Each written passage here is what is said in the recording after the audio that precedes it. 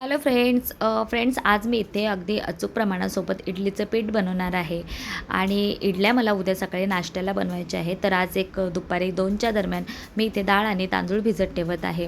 त्यासाठी 1 वाटी आधी आपल्याला मेजरमेंटसाठी कन्फर्म करायची आहे आणि त्याच वाटीने आपल्याला 4 वाटी तांदूळ आणि 1 वाटी सफेद उडदाची डाळ इथे घ्यायची आहे. तांदूळ कोणत्याही प्रकारचा तुम्ही घेऊ शकता. अगदी स्वस्त आणि मस्त रेशनिंग दुकानावर जो तांदूळ मिळतो तोच मी इथे घेतलेला आहे. डाळ तांदूळ अगदी स्वच्छ धुवून आपल्याला इथे भिजत ठेवून द्यायचे आहेत आणि रात्री 10च्या दरम्यान हे मी डाळ तांदूळ वाटायला घेणार आहे आणि वाटण्याच्या 10 मिनटं आधी जी मेजरमेंटची आपली वाटी आहे त्याच वाटीने 1 वाटी पोहे मी इथे भिजत ठेवलेले आणि पोहे भिजून झाल्यानंतर पोहे डाळ तांदूळ एकत्र करून इथे जाडसर असं वाटण आपल्याला वाटून घ्यायचं आहे. वाटण जास्त बारीक नाही करायचं आहे आणि जास्त पातळही नाही करायचं आहे. असं घट्टसरच हे वाटण असलं पाहिजे, कारण जेव्हा हे पीठ फर्मेंट होईल ते आपोआपच सैल होईल.